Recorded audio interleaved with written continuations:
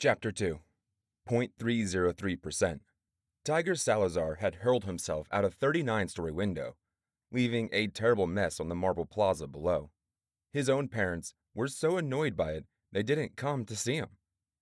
But Rowan did. Rowan Damish was just that kind of friend. He sat by Tiger's bedside in the Revival Center, waiting for him to wake from speed healing.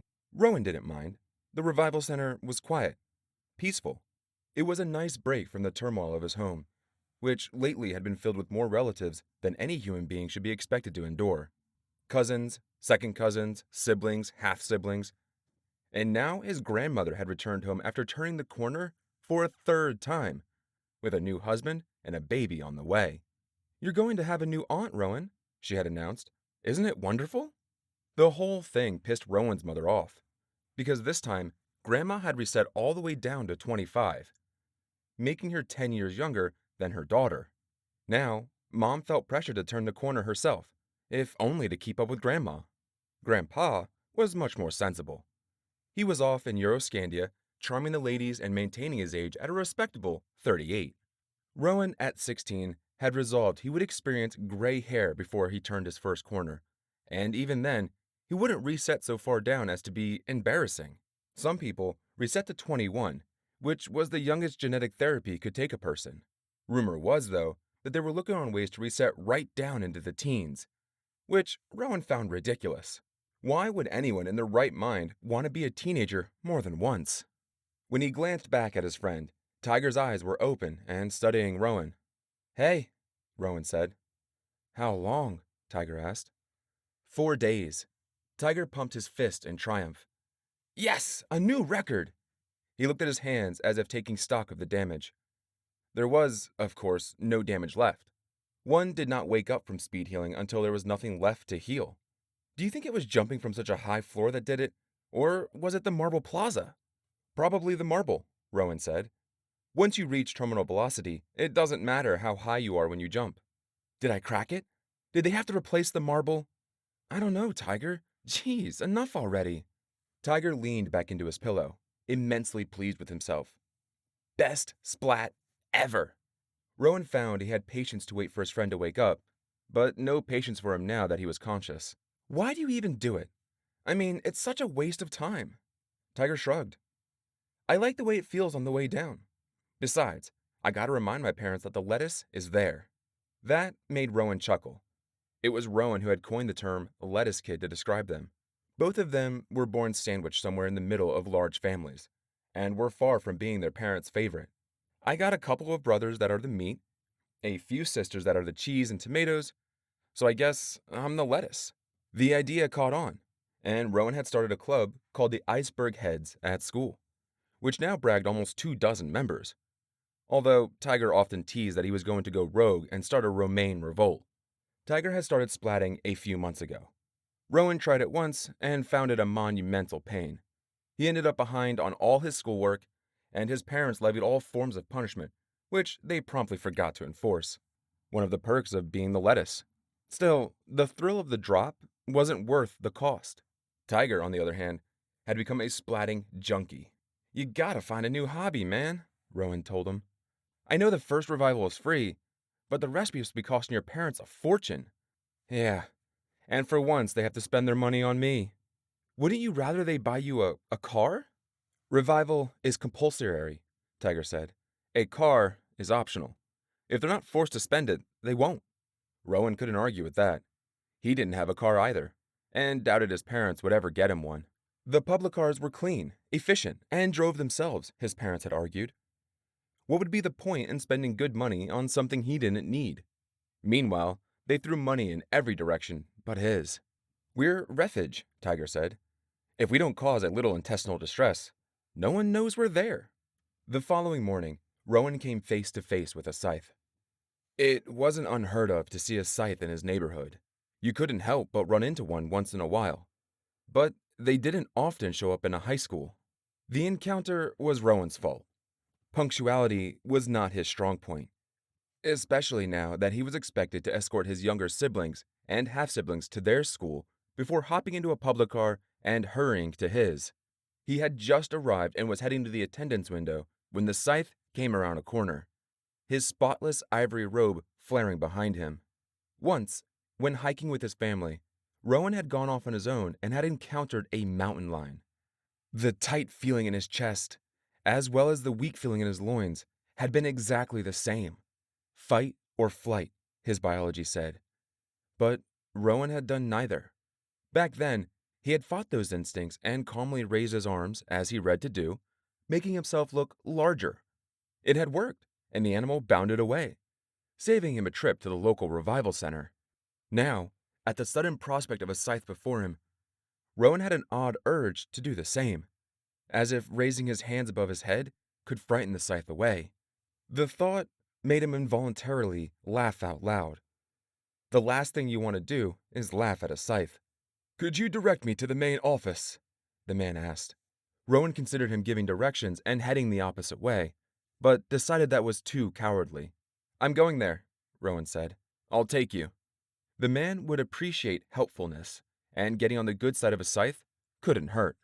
Rowan led the way, passing other kids in the hall, students who, like him, were late or were just on an errand. They all gawked and tried to disappear into the wall as he and the scythe passed. Somehow, walking through the hall with a scythe became less frightening when there were others to bear the fear instead. And Rowan couldn't deny that it was a bit heady to be cast as a scythe's trailblazer, riding in the cone of such respect. It wasn't until they reached the office that the truth hit home. The scythe was going to glean one of Rowan's classmates today. Everyone in the office stood the moment they saw the scythe, and he wasted no time. "Please, have Cole Whitlock called to the office immediately." "Cole Whitlock?" said the secretary. The scythe didn't repeat himself because he knew she had heard. She just wasn't willing to believe. "Yes, Your Honor, I'll do it right away." Rowan knew Cole. Hell, everyone knew Cole Whitlock. Just a junior, he had already risen to be the school's quarterback. He was going to take them all the way to league championship for the first time in forever.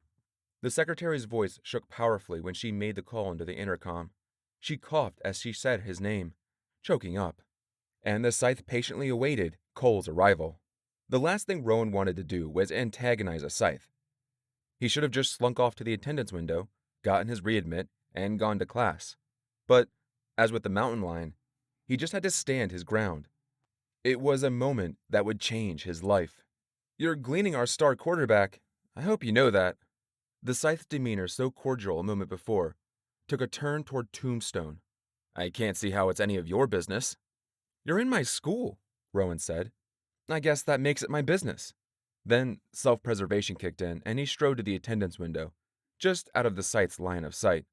He handed in his forged tardy note, all the while muttering "stupid, stupid, stupid" under his breath. He was lucky he wasn't born in a time when death was natural, because he'd probably never survive to adulthood. As he turned to leave the office, he saw a bleak-eyed Cole Whitlock being led into the principal's office by the scythe. The principal voluntarily ejected himself from his own office, then looked to the staff for an explanation, but only received the teary-eyed shaking of their heads. No one seemed to notice Rowan still lingering there. Who cared about the lettuce when the beef was being devoured? He slipped past the principal, who saw him just in time to put a hand on his shoulder. "Son, you don't want to go in there." He was right. Rowan didn't want to go in there, but he went in anyway, closing the door behind him. There were 2 chairs in front of the principal's well-organized desks. The scythe sat in one, Cole in the other, hunched and sobbing. The scythe burned Rowan a glare. The mountain lion, thought Rowan. Only this one actually had the power to end a human life. "His parents aren't here," Rowan said. "He should have someone with him." "Are you family?" "Doesn't matter." Then Cole raised his head. "Please don't make Ronald go," he pleaded. "It's Rowan." Cole's expression shot to higher horror, as if the error somehow sealed the deal. "I knew that! I did! I really did!" For all his bulk and bravado, Cole Whitlock was just a scared little kid. Is that what everyone became in the end? Rowan supposed only a scythe could know. Rather than forcing Rowan to leave, the man said, "Grab a chair. Make yourself comfortable." As Rowan went around to pull out the principal's desk chair, he wondered if the scythe was being ironic, or sarcastic, or if he didn't know that making oneself comfortable was impossible in his presence. "You can't do this to me," Cole begged. "My parents will die. They'll just die." "No, they won't," the Scythe corrected. They'll live on. Can you at least give him a few minutes to prepare? Rowan asked. Are you telling me how to do my job? I'm asking you for some mercy. The Scythe glared at him again. But this time, it was somehow different. He wasn't just delivering intimidation. He was extracting something, studying something in Rowan. I've done this for many years, the Scythe said.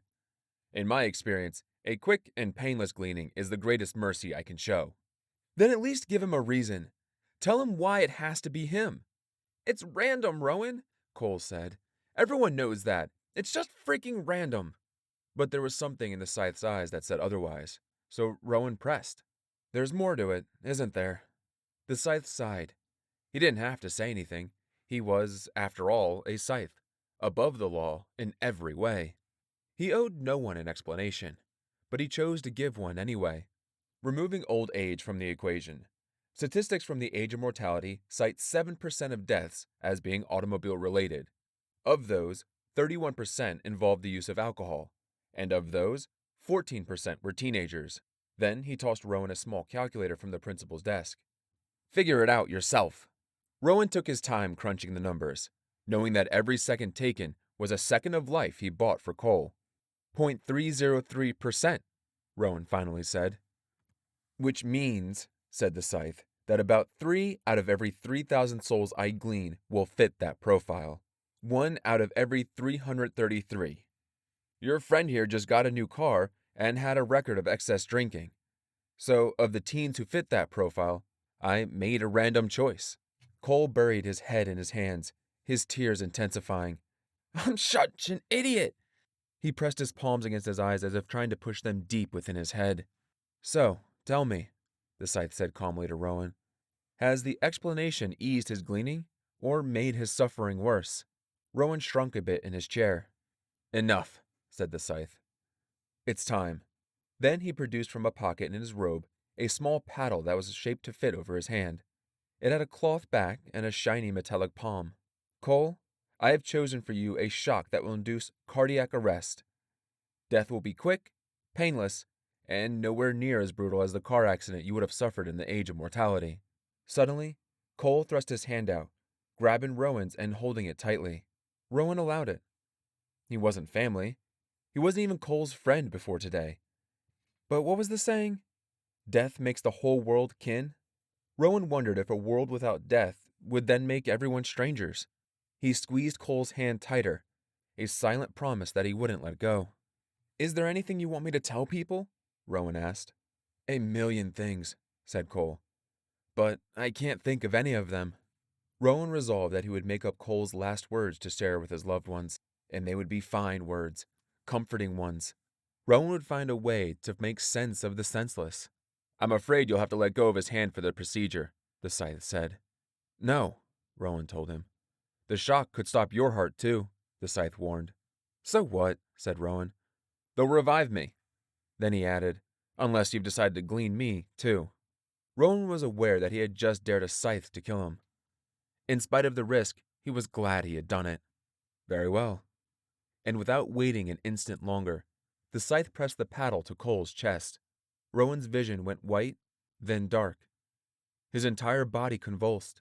He flew backward out of his chair and hit the wall behind him. It might have been painless for Cole, but not for Rowan. It hurt. It hurt more than anything. More pain than a person is supposed to feel. But then, the microscopic pain-killing nanites in his blood released their numbing opiates. The pain subsided as those opiates took effect, and when his vision cleared, he saw Cole slumped in his chair and the Scythe reaching over to close his sightless eyes. The gleaning was complete. Cole Whitlock was dead. The Scythe stood and reached out to offer Rowan his hand, but Rowan didn't take it. He rose from the floor on his own, and although Rowan felt not an ounce of gratitude, he said, Thank you for letting me stay. The Scythe regarded him a little too long, then said, You stood your ground for a boy you barely knew. You comforted him at the moment of his death, bearing the pain of the jolt. You bore witness, even though no one called you to do so. Rowan shrugged. I did what anyone would do. Did anyone else offer? The Scythe put to him. Your principal, the office staff, any of the dozen students we passed in the hall? No, Rowan had to admit. But what does it matter what I did? He's still dead, and you know what they say about good intentions. The Scythe nodded and glanced down at his ring, sitting so fat on his finger. I suppose now you'll ask me for immunity? Rowan shook his head. I don't want anything from you. Fair enough. The Scythe turned to go but hesitated before he opened the doors. Be warned that you will not receive kindness from anyone but me for what you did here today, he said. But remember that good intentions pave many roads. Not all of them lead to hell. The slap was just as jarring as the electric shock, even more so because Rowan wasn't expecting it. It came just before lunch, as he was standing at his locker, and flew in with such force it knocked him back, making the row of lockers resound like a steel drum. You were there and you didn't stop it! Mara Pevlik's eyes flared with grief and righteous indignation. She looked ready to reach up his nostrils with her long nails and extract his brain. You just let him die! Mara had been Cole's girlfriend for over a year. Like Cole, she was a highly popular junior, and as such would actively avoid any interaction with sophomore rabble such as Rowan. But these were extraordinary circumstances. It wasn't like that, Rowan managed to blurt out before she swung again. This time, he deflected her hand. She broke a nail, but didn't seem to care. If nothing else, Cole's gleaning had given her perspective. It was exactly like that. You went in there to watch him die. Others had begun to gather, drawn as most are to the scent of conflict. He looked to the crowd for a sympathetic face, someone who might take his side, but all he saw in the faces of his classmates was a communal disdain. Mara was speaking and slapping for all of them. This is not what Rowan had expected. Not that he wanted pats on the back for coming to Cole's aid in his last moments, but he wasn't expecting such an unthinkable accusation. What are you, nuts? Rowan shouted at her. At all of them. You can't stop a scythe from gleaning. I don't care, she wailed. You could have done something, but all you did was watch. I did do something. I held his hand. She slammed him back into the locker, with more strength than he thought she could possibly have. You're lying. He'd never hold your hand, and he'd never touch any part of you. And then, I should have held his hand. Around them, the other kids scowled and whispered things that clearly wanted him to hear. I saw him walking the hall with the Scythe like they were best buddies. They came into school together this morning. I heard he gave the Scythe Cole's name. Someone told me he actually helped. He stormed to the obnoxious kid who made that last accusation, Ralphie something or other. Heard from who? No one else was in the room, you moron. But it didn't matter. Rumors adhered to no logic but their own. Don't you get it? I didn't help the Scythe. I helped Cole, Rowan insisted. Yeah, helped him into the grave, someone said, and everyone else grumbled in agreement. It was no use. He had been tried and convicted, and the more he denied it, the more convinced they'd be of his guilt. They didn't need his act of courage. What they needed was someone to blame, someone to hate. They couldn't take their wrath out on the Scythe, but Rowan Damish was the perfect candidate. I bet he got immunity for helping, a kid said. A kid who'd always been his friend. I didn't. Good, said Mara, with absolute contempt. Then I hope the next Scythe comes for you.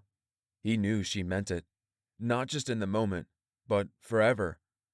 And if the next Scythe did come for him, she would relish the knowledge of his death. It was a darkly sobering thought, that there were now people in this world who actively wished him dead. It was one thing not to be noticed. It was something else entirely to be the repository of an entire school's enmity. Only then did the Scythe's warning come back to him, that he would receive no kindness for what he had done for Cole. The man had been right, and he hated the Scythe for it, just as the others hated Rowan. Journal entry, 2042. It's a year that every schoolchild knows. It was the year when computational power became infinite, or so close to infinite that it could no longer be measured. It was the year we knew everything. The cloud evolved into the thunderhead, and now all there is to know about everything resides in the near infinite memory of the thunderhead, for anyone who wants access to it. But like so many things, once we had possession of infinite knowledge, it suddenly seemed less important, less urgent. Yes, we know everything, but I often wonder if anyone bothers to look at all that knowledge. There are academics, of course, who study what we already know, but to what end? The very idea of schooling used to be about learning so that we can improve our lives and the world. But a perfect world needs no improvement. Like most everything else we do, education from grade school through the highest levels of universities is just a way to keep us busy. 2042 is the year we conquered death, and also the year we stopped counting. Sure, we still number the years for a few more decades, but at the moment of immortality, passing time ceased to matter. I don't know exactly when things switched over to the Chinese calendar. Year of the dog, year of the goat, the dragon, and so on. And I can't exactly say when animal activists around the world began calling for equal billing for their own favorite species, adding in the year of the otter, and the whale, and the penguin. And I couldn't tell you when they stopped repeating, and when it was decreed that every year henceforth would be named after a different species. All I know for sure is that this is the year of the ocelot. As for the things I don't know, I'm sure they're all up there in the Thunderhead for anyone with the motivations to look. From the Gleaning Journal of H.S. Curie. Hey friends, narrator here. Thanks for listening. If you liked, call to action, blah blah blah blah blah. Thanks for listening. See you in the next one.